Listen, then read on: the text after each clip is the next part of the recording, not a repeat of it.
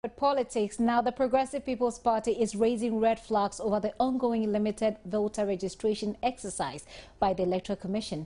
The exercise, which is to give first-time voters the opportunity to get their names onto the electoral roll, is expected to end on Wednesday. But the PPP says the conduct of that exercise amounts to a duplication of efforts, since the National Identification Authority is already registering all Ghanaians 6 years and above. The Progressive People's Party is blaming the Parliament of Ghana for the current challenges with the ongoing limited voter registration exercise. According to the party, Parliament has demonstrated a lack of coordination in public policy decision-making and causing financial loss to the state by making the National Identification Authority the sole institution to collect biometric data of all Ghanaians. I'm also more worried with the role of Parliament in all this. Look, registration doesn't necessarily mean that you have to go to a polling station or a registration center and get your data captured and put on a register. It is by regulation approved by Parliament, not so.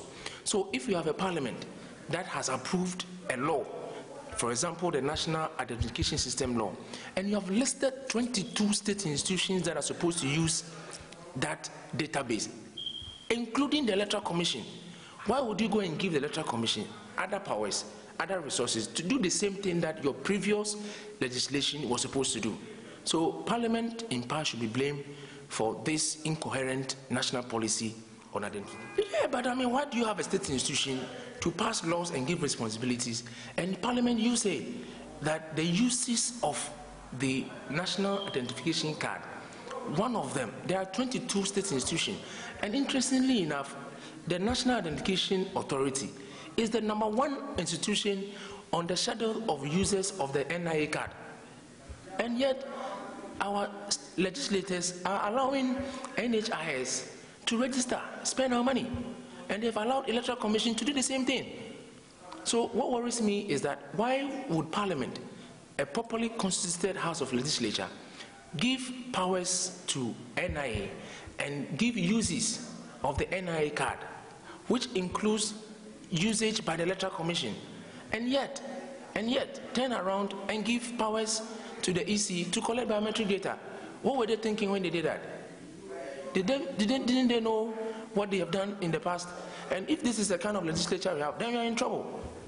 Following reports in sections of the media that some political leaders sent thugs to disrupt the ongoing voter registration exercise in parts of the country, the PPP asked the security heads to prosecute persons found to be involved in this act. The party's general secretary also raised concerns about the representation of the political party agents at the registration centers. We want to de-emphasize the importance of polling agents as far as the credibility and integrity of election processes are concerned.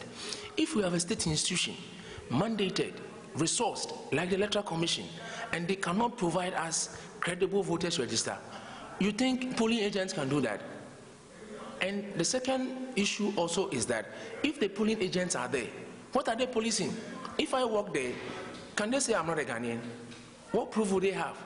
If I work there, can they say I'm not 18 years? What proof would they have? So what is the usefulness of those people sitting there? And what are they doing? The limited voter registration exercise, which is taking place at 6,000 centers across the country, will end on Wednesday, August 13, 2014.